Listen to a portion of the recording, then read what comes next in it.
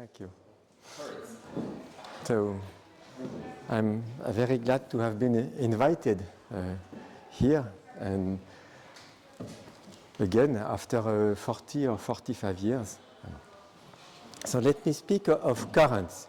So I'll be dealing with currents is simply a linear functional on smooth differential forms. Now, integral currents, these are currents of integration on manifolds, let's say countable union of oriented manifolds. And these have been introduced in order to solve minimization problems. So I will accept to use them instead of manifolds. But in my mind, I'm still very naive, and I view them as submanifolds.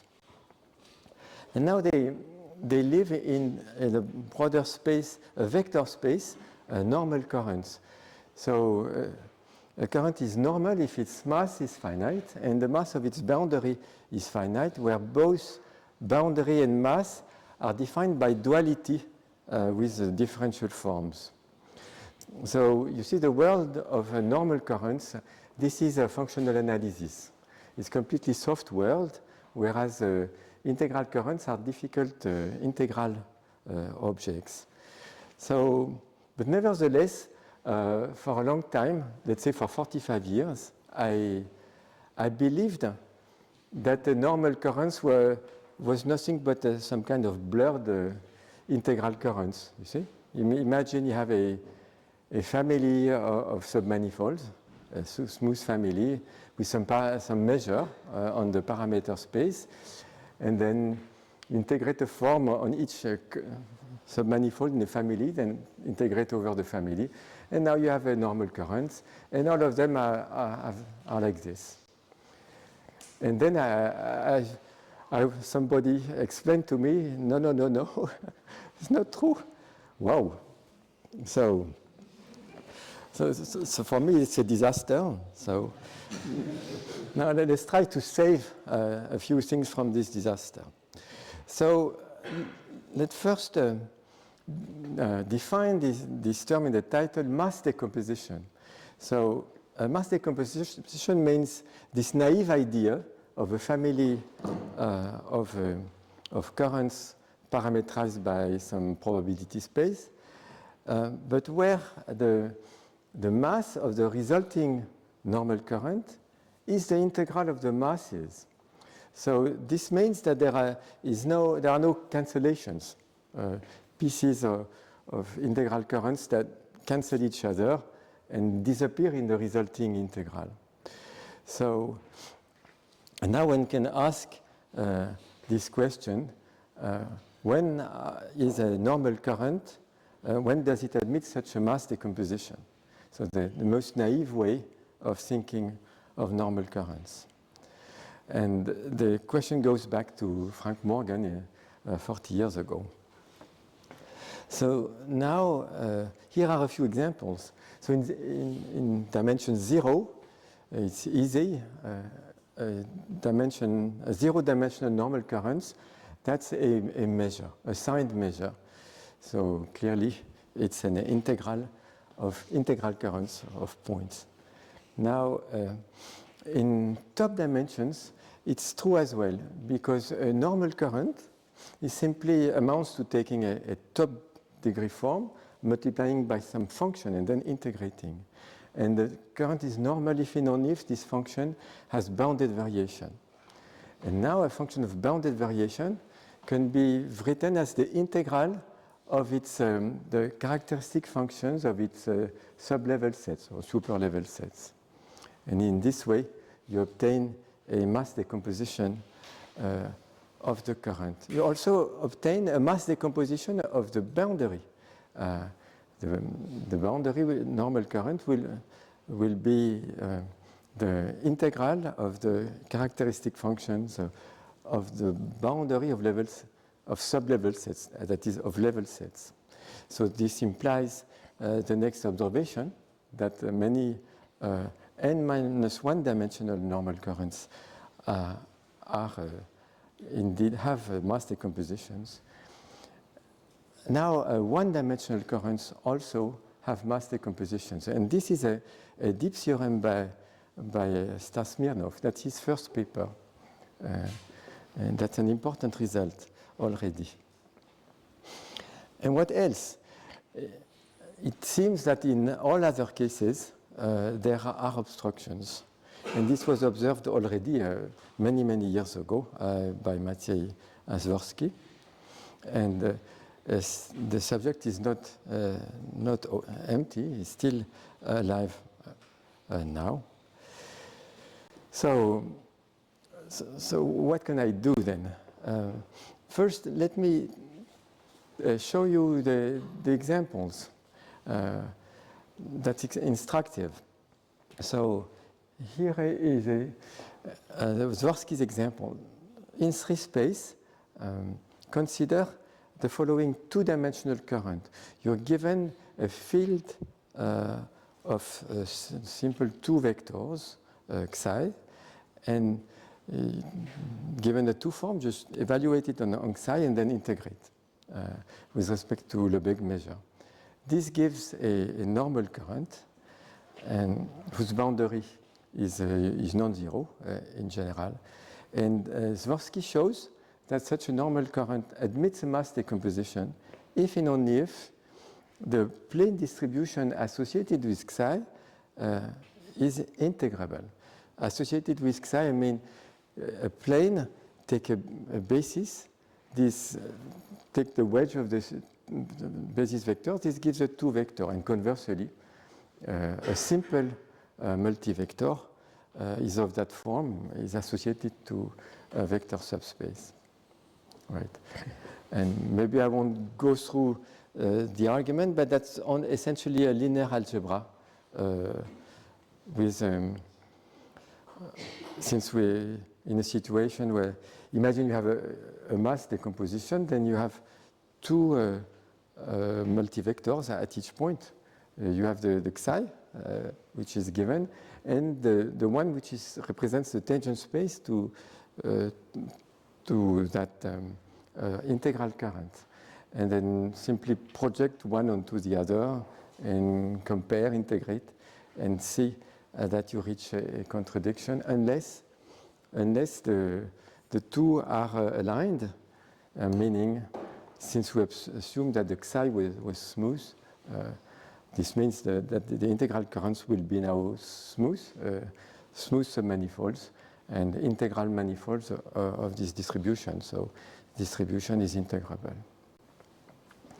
So, but now some much more dramatic phenomenon occurs, and this is a more recent work by Schioppa, who has constructed in R4 a 2-dimensional closed normal current whose support is purely unrectifiable.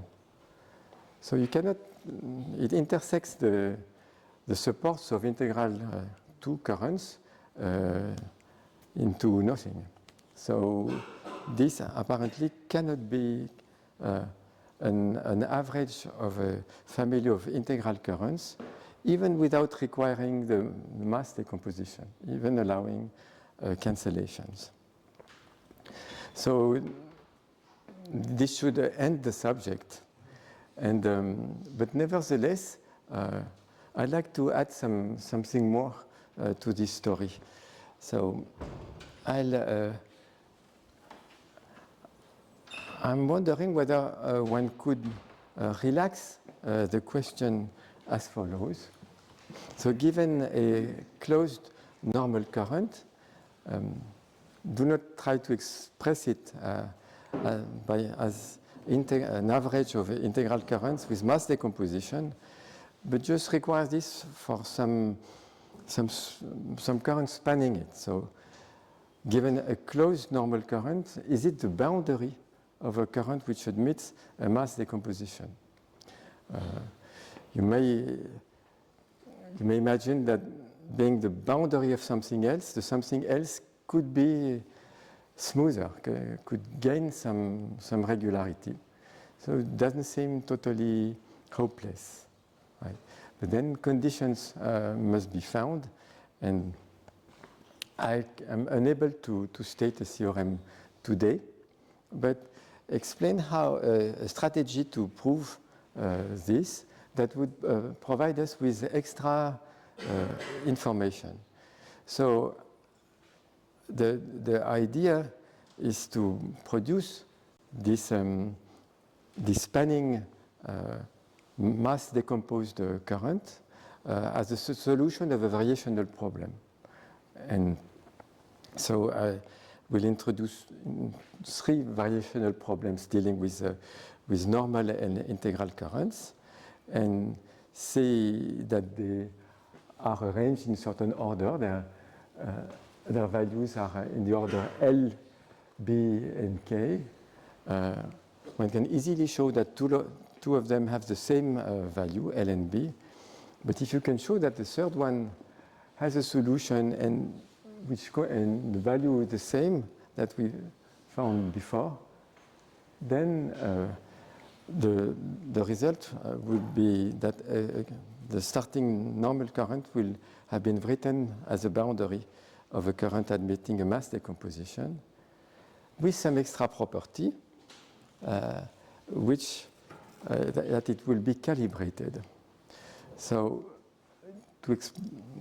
just to introduce you slowly to the context, so these 3 variational problems, they arise from optimal transport.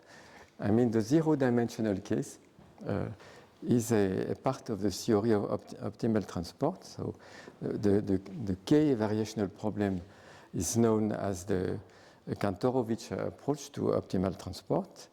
The B variational problem was proposed later by an economist, Beckmann.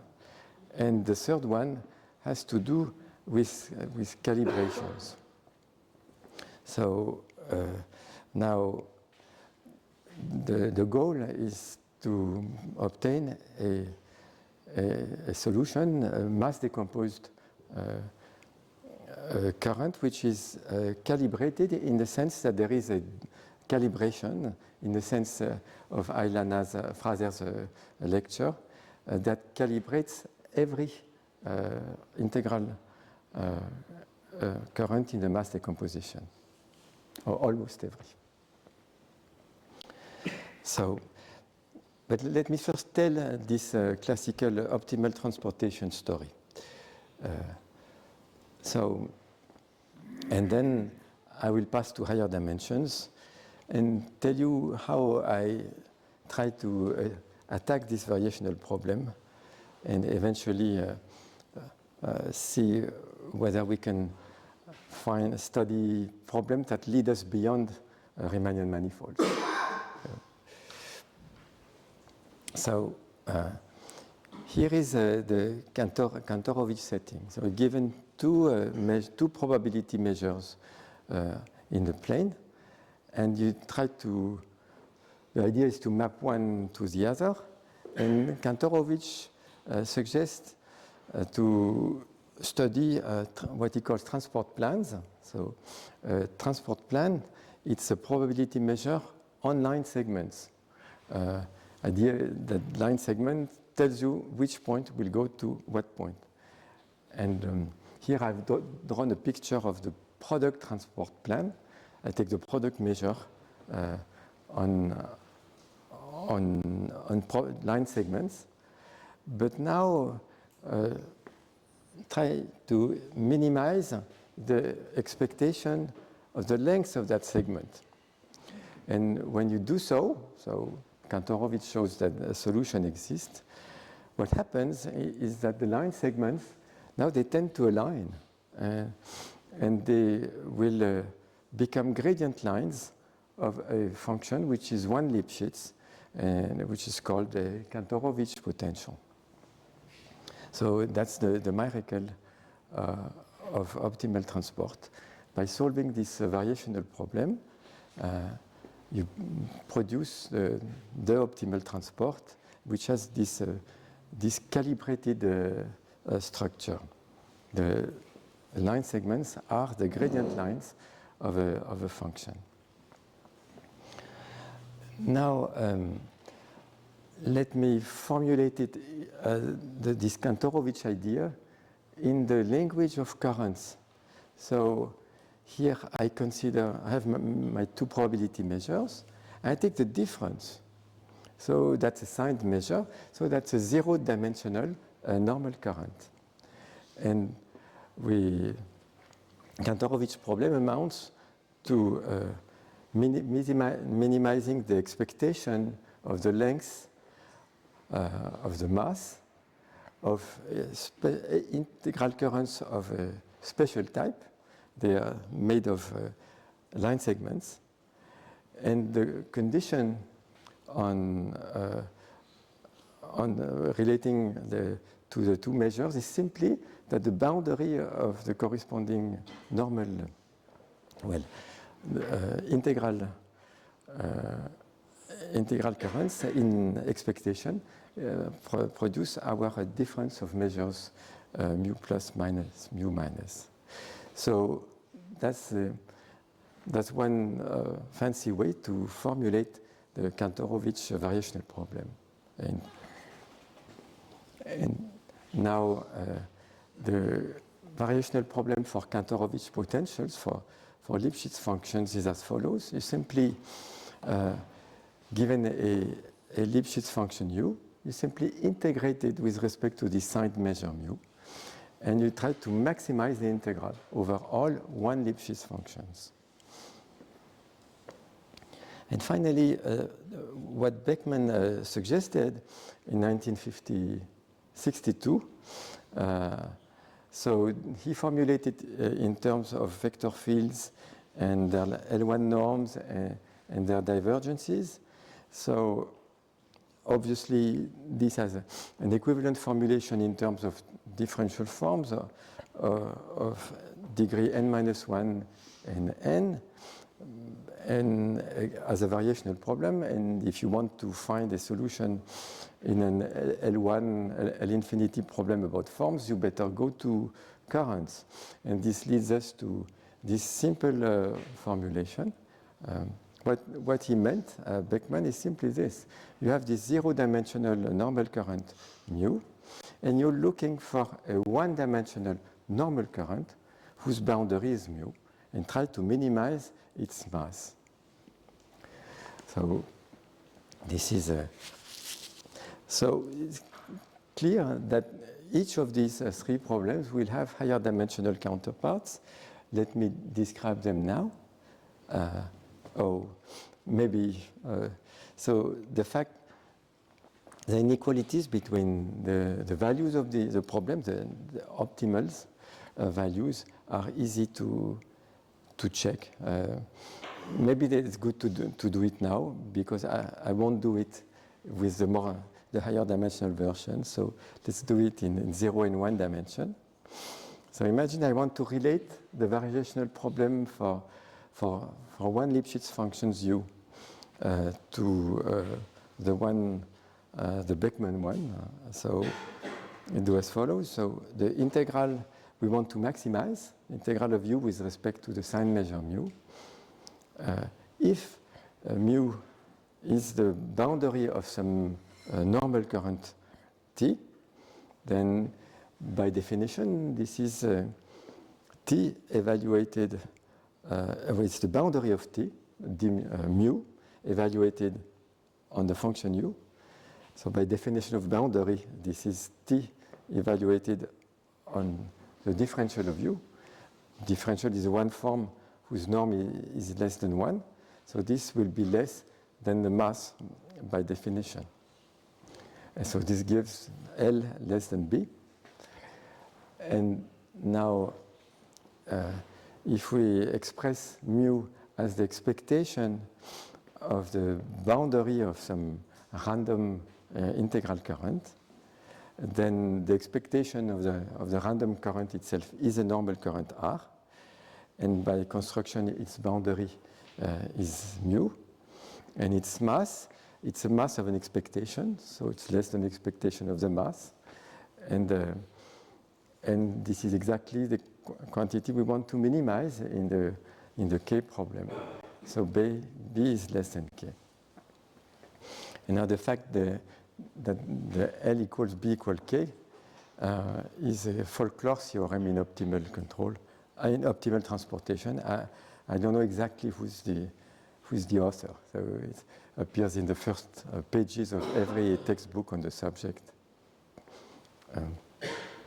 with different proofs in different textbooks. So I don't know exactly.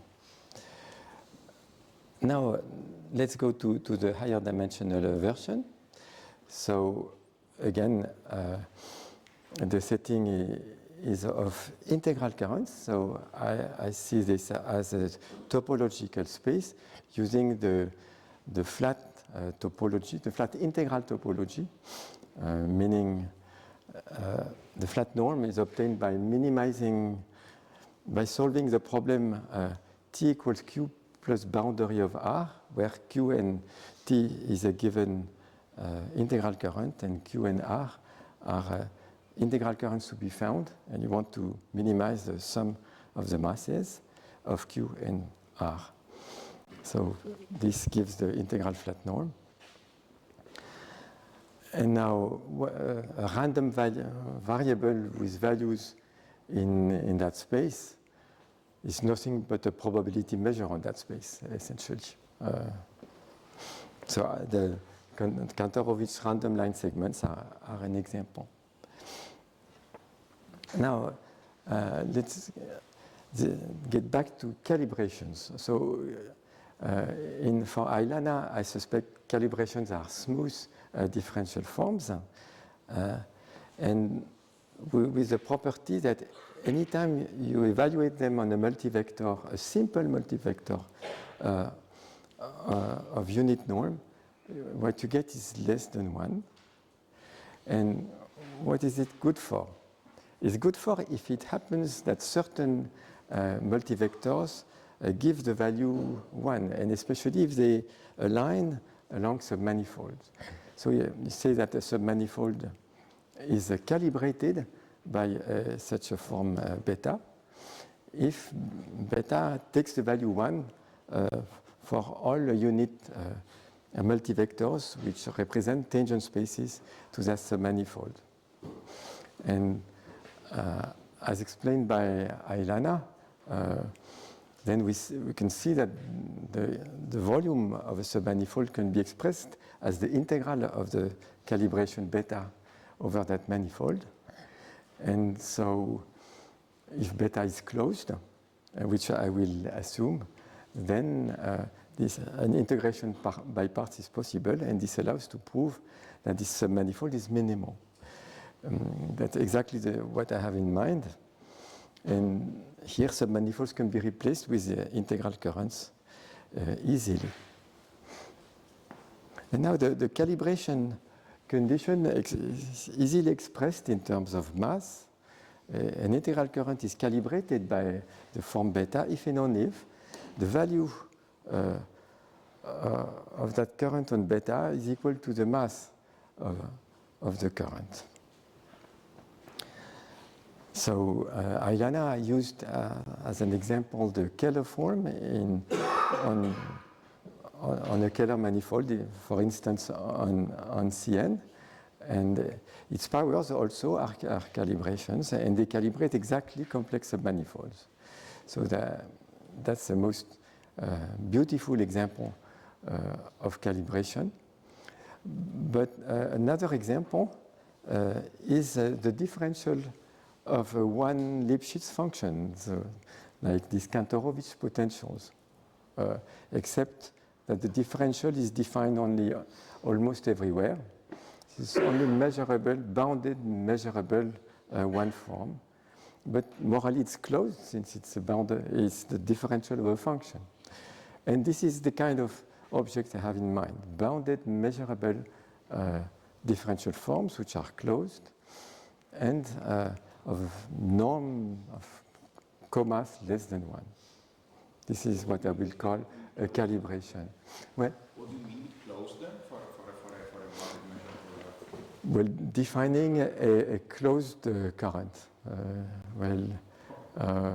Closed in a weak sense, by duality. So, yes. right? So now we have this concept of random integral current, the concept of a calibration. So we can define and now we have this obvious generalization of Beckmann's problem. Instead of zero-dimensional currents, now let's consider a normal current in any dimension, closed, and try to express it as the boundary of a normal current and minimize the mass.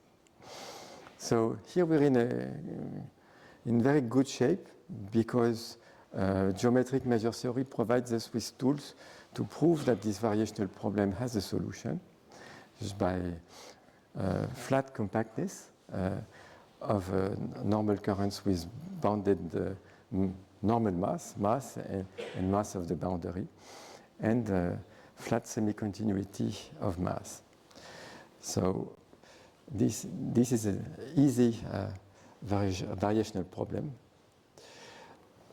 Now, the Kantorovitch version amounts to minimizing the expectation of masses of random integral currents, which is the property that the expectation of the current itself is the given closed current S. So there, I don't have an easy way to prove that the minimum is achieved. That's the whole problem today.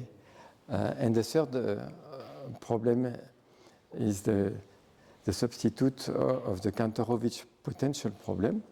You minimize integrals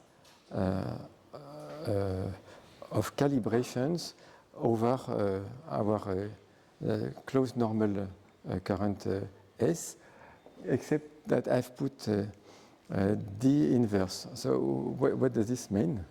So you remember that in the previous story we had one Lipschitz functions, and what I was integrating was the function, not its differential. Here the calibration is the differential, so I must first find a primitive.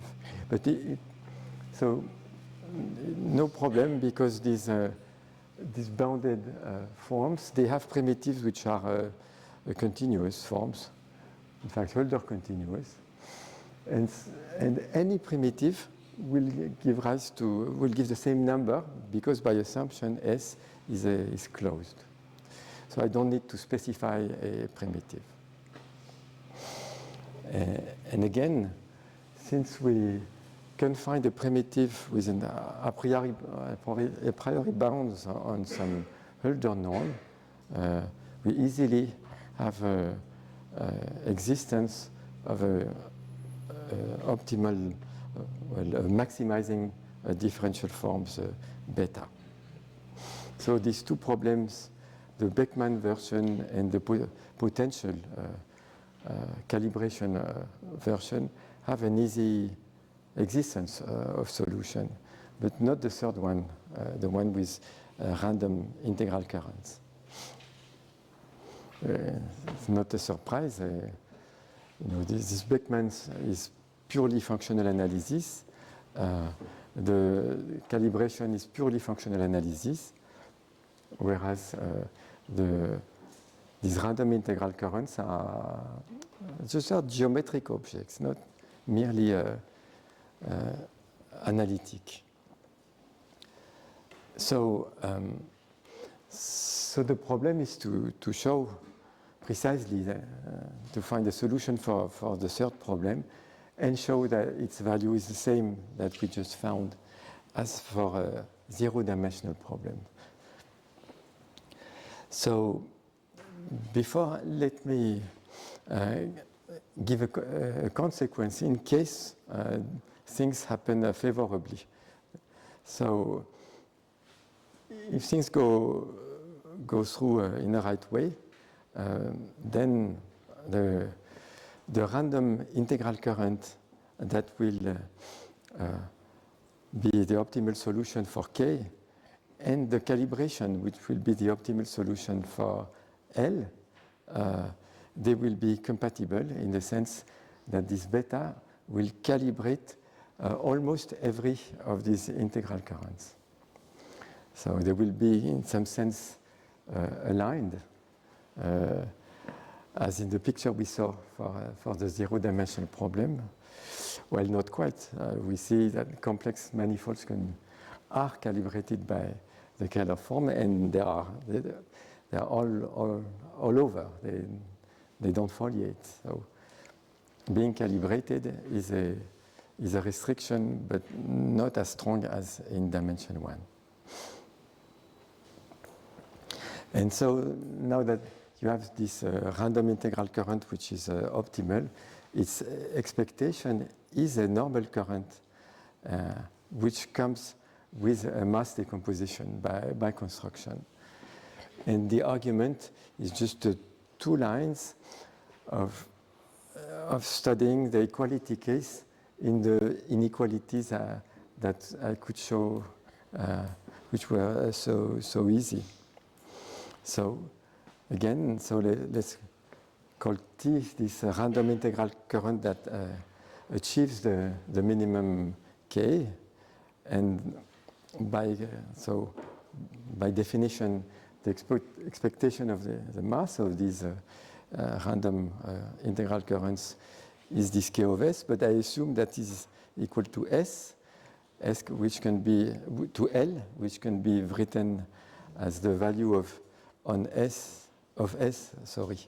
some primitive of the calibration beta, and I can let the D pass on the other side, and using a primitive of S, but the primitive of S by definition, this is the expectation of T. And so on the right, what I get is the expectation of the value on beta of these integral currents T. And I see equality, I see the quantity mass of T on the one hand, on the left-hand side, and its value on beta on the right-hand side. And I know the value on beta is always less than the mass. And here, I have equality on the average, so I have equality almost everywhere. And this gives the mass decomposition. Right. So you see, the goal is to produce not only normal currents, filling a given normal current with a mass decomposition, but with this extra property of being calibrated. Now, let me tell the story of a failure, an attempt to solve this variational problem of K, and doesn't work. Yeah. So what's the difficulty? So we're dealing with, we're looking for a measure, a positive measure on the space of integral current. So first, you need to restrict to a subspace that would be compact. And good luck, I will simply put an upper bound on the mass. Then for closed currents, this is a compact space in the flat topology. So, and now I will, now there is a difficulty, is that mass, with respect to flat topology, is lower semi-continuous, but not continuous. So we cannot use mass here. And the trick is to work on closed currents, on the boundaries, right? And to replace mass in this dimension by filling area in one less dimension. So because now the filling area of closed currents, this is continuous in the flat topology. Right? So what I call filling area is, as in Hauss-Langstorff, this is the minimum mass of an integral current that fills in a given closed integral current. Right? So instead of working on the space of currents with boundary, I work one dimension lower on the space of closed currents using this filling area instead of mass. And now here is a result which is correct and proof, but as we shall see, which is meaningless. So first I let you contemplate it, and then I explain why it means nothing. So let's consider, so we're looking for measure.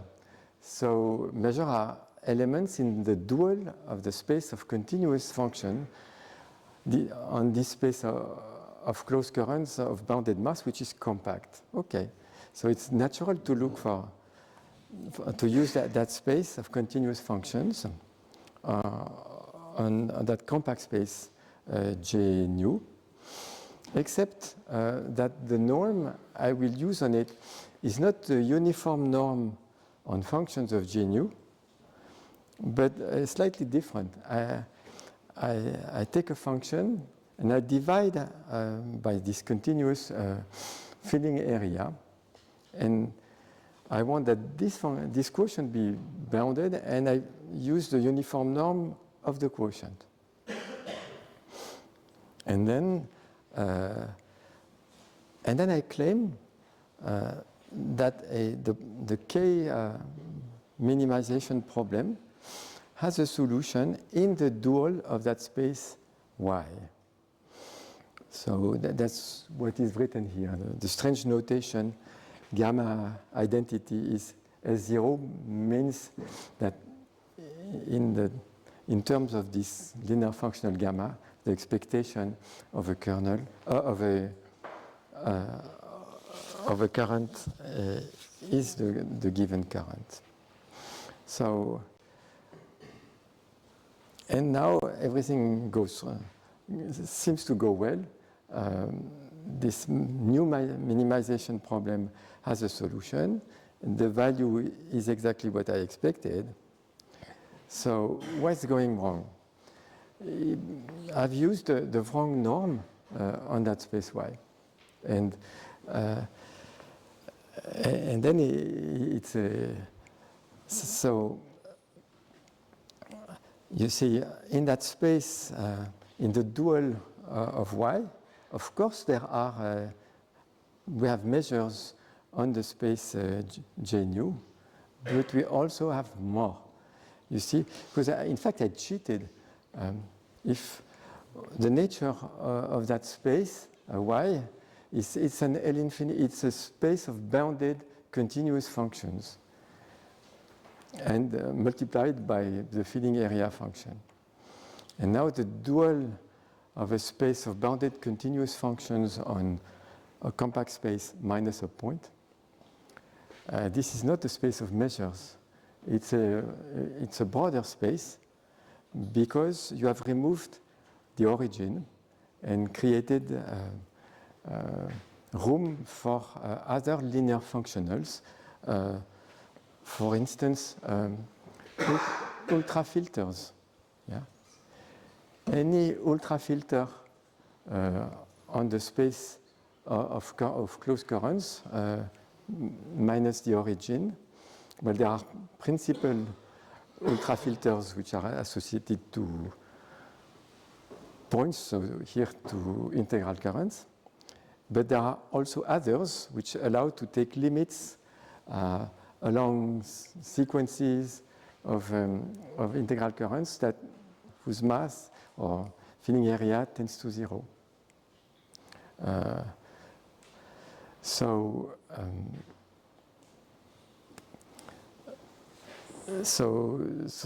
that's essentially useless because it might very well be that the minimizer here is some crazy combination of ultrafilters, and so it's only a limiting object. It doesn't give you a genuine integral current or a measure on integral currents. So it doesn't solve the problem at all, in fact. It just it just hit the difficulty under the carpet. But nevertheless, tell you a little bit how the things go wrong. So, if I have time, yeah. So now, here is a naive way of proceeding. So the idea is to use the linear programming duality to compare a primal variational problem with a dual one. And the primal will be defined by the map, which to a differential form associates its value on the given current, on a current, integral current S, on a closed current. So again, value means that you integrate over S some primitive of beta. And now what you want to reach is some given current S0, which can be viewed as a linear functional on the space X of forms. And in the dual problem, what we want to reach will be the filling area functions. And so the duality state can be stated as follows. So as a certain supremum, which is equal to a certain infimum. And it turns out here that the supremum, more or less by construction, will be less than L because the candidates beta are forms. The condition AX less than B will force these forms to have norm or comass less than 1. And so there will be calibrations, and you're maximizing exactly the value on S0. And now the infimum is the thing that was stated in the statement of the proposition. So as such, the theorem is not completely empty because there is something to prove for linear programming duality to work. And here the fortunate point is that we can exploit we have compactness. So the bounds on forms given by this map A give an a priori bound on the norm. And it happens that our space of forms is a dual of some Banach space. So, but nevertheless, it doesn't help that much because the dual space Y star is much too large.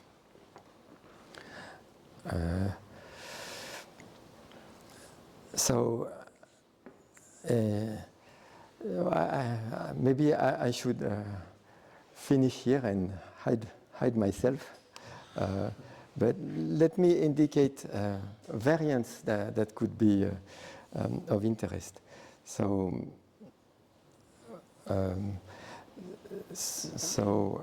if we specify some subfamilies of currents, then this kind of approach can be a way to produce interesting submanifolds in various settings. So, isotropic and Lagrangian submanifolds in symplectic geometry, or complex submanifolds in complex geometry, or even special Lagrangian submanifolds. So let me say a word about the symplectic story. And now, so imagine you're in a symplectic manifold, well, let's say in R2n, with a standard symplectic structure. So a submanifold is isotropic if the symplectic form restricts to 0 on that submanifold. And such submanifolds, you can think of them as horizontal submanifolds in the Heisenberg group. So you can view the Heisenberg group as a fibering over R2n with its with fibers which are the copies of the center of the Heisenberg group, one-dimensional center, and transversely to the center the left invariant distribution, the contact structure on Heisenberg group. And now isotropic is a condition for a submanifold to have a horizontal lift to the Heisenberg group. So it's a necessary condition, and it's sufficient for submanifolds which are simply connected. For those which are not simply connected, there is an extra condition. But anyway, one way to produce plenty of isotropic manifolds is to study horizontal manifolds in Heisenberg group. And now on Heisenberg group, one can formulate the three variational problems I just mentioned, because we have adapted differential forms, known the Riemann differential forms. And by duality, you have Riemann currents. And in dimension less than half the dimension of Heisenberg group, these Riemann currents are nothing but integral, but currents, but which are kind of horizontal. For integral currents, let's take this as a definition. Riemann integral current is simply a union of countable union of C1 submanifolds of Heisenberg group, which are tangent to the distribution. So these exist up to dimension n here. So you see we have the notion of differential forms, normal currents, integral currents. So all three problems make sense up to dimension n. And the same problem makes sense. And but there is a lot of work to do before we can approach that problem. So you see, there is a subRiemannian version of this the problem I just mentioned.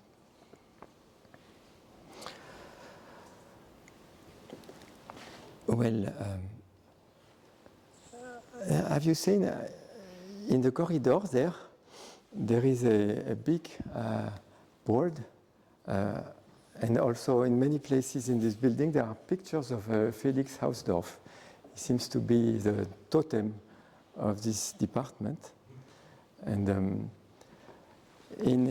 so in 1914 he wrote a textbook on set theory, one of the first comprehensive books on the subject. And in the preface, I found this sentence: Ich habe, von dem menschlichen Privileg der Irrtums einen möglichst sparsamen Gebrauch zu machen, nichts ungeprüft übernommen. So, in order to make as sparing use as possible of the human privilege of error, I have not accepted anything without checking it. So I didn't know this concept of human privilege of error, but I like it. I hope that I did not abuse of the human privilege of error today. So thank you.